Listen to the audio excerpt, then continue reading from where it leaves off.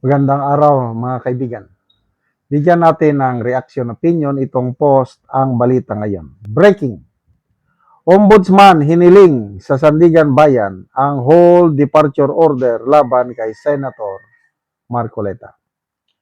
Humiling ang Office of the Ombudsman sa Sandigan Bayan na maglabas ng precautionary whole departure order laban kina Senator Rodante Marcoleta, dating Kongresista Mike Defensor at mga negosyanteng sina Aristotle Biray at Joseph Spirito. Sa inihain nitong verified ex parte application, sinabi ng Ombudsman na ang mga respondent ay may clear and substantial flight risk. Kaya kinakailangan umano ang whole departure order upang mapigilan silang makaalis ng bansa at matiyak ang kanilang pagdalo sa lahat ng pagdinig ng kaso. Kaugnay ito ng isinampang kasong plunder, paglabag ng Presidential Decree No. 46 at indirect bribery laban sa mga respondent. Ang PHDO ay isang utos ng korte sa Bureau of Immigration na pansamantalang nagbabawal sa isang akusado o respondent na umalis ng Pilipinas habang dinidinig ang kaso. Nasa Sandigan Bayan na ang pagpapasya kung pagbibigyan ang kahilingan ng Ombudsman. Okay. Alam ko, matandaan ko, ano? Ang unang hiniling ng precautionary whole departure order ay si Martin Romualdez. That was 3 months ago, if I'm not mistaken. Noong nag-apply si Martin Romualdez ng clearance to travel abroad sa Singapore para magpagamot daw. So pumayag ang Speaker of the House, magbiyahe na sana. Biglang pinigilan ni Boying Rimulya at nag-apply ng precautionary whole departure order at pumayag naman ang Sandigan Bayan.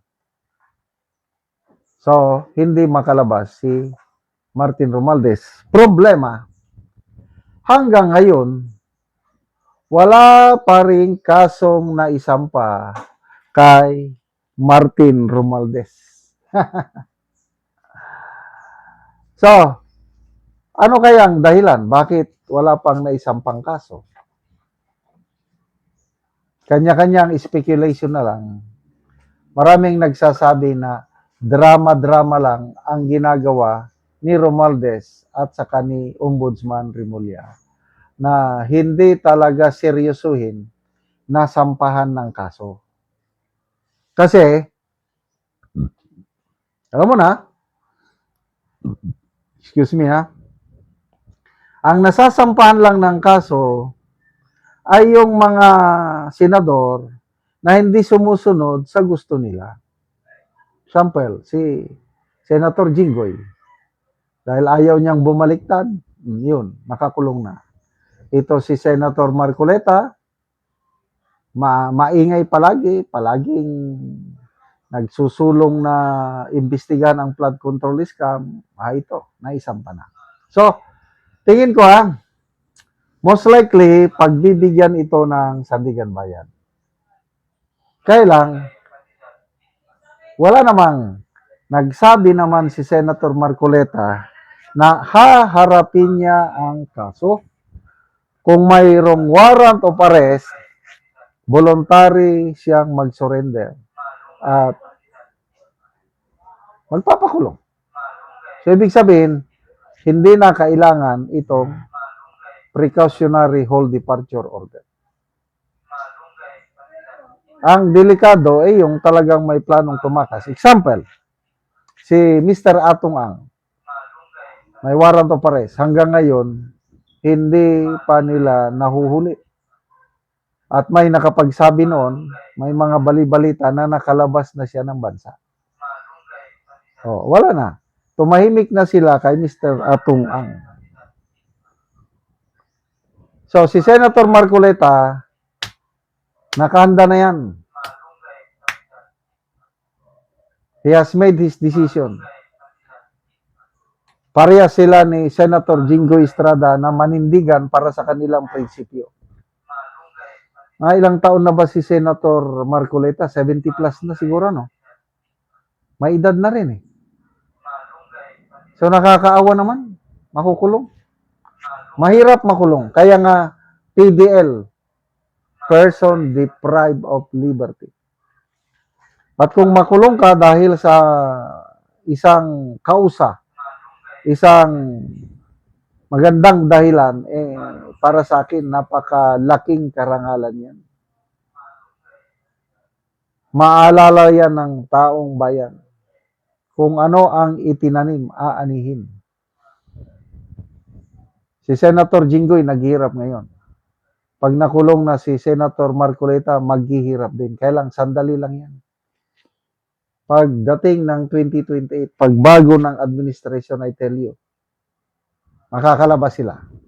At yun na, aanihin nila ang magandang itinanim nila ngayon. Kasi hindi makakalimutan ng taong bayan yung sakripisyo ng dalawang senador na yan.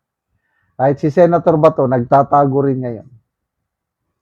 Konting tiis lang, Senator Bato, dahil pag 2028 at pag-upo ng bagong administration, baliwala na yung ICC warrant of arrest na yan. So bakit ginagawa nila ito?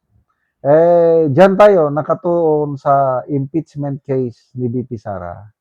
Gusto nila na mabawasan ang mga senador na kakampi ni BP Sara at umaasa sila na makonvict nila si BP Sara. Kailang kahit balibalik ta rin nilang mundo, kahit computein mo pa, wala talaga, hindi nila makaya makakuha ng 16 votes. Kahit ibaba mo pa ng 14 yung threshold, conviction votes, hindi pa rin nila makaya makakuha ng 14 votes. Kaya, relax lang si BP Sara. So, ang mag-suffer lang ngayon, temporary na magdusa, Senator Bato, Senator Marcoleta, and Senator Jinggoy Estrada. Maraming salamat mga kaibigan sa inyong pagsubaybay sa channel na ito. Nakakatulong kayo ng malaki sa tribong Talanding ng Bukidnon dahil ang income natin sa channel na ito is pantulong po sa tribo. Namimigay tayo ng libreng yero at pako para makapagpatayo naman sila ng mas maayos na tirahan. Panoorin nyo ang video na ito. Ni anak ko diri sa gipatindog nga balay ni Janmel nga taga Sitio Malipayon. Sumuna ni ang gipatindog nga balay nga pagaatupan karon. Og mo na ni ang yero nga gitabang nga gihatag sa iya nga iyang iatop karon.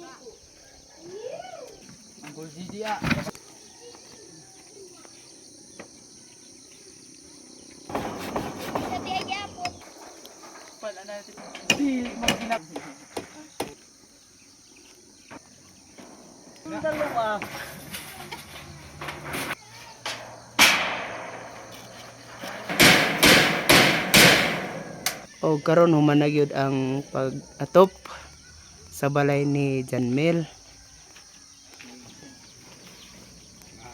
At sa Ginoo sa naghatag sa siya nagatop na gid ko sa gikon nga balay. Gipatindog nga balay. Ipatindog nga balay.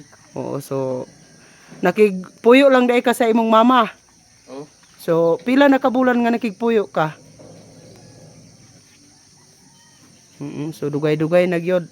So karon pa ka nakabalay. So salamat kayo.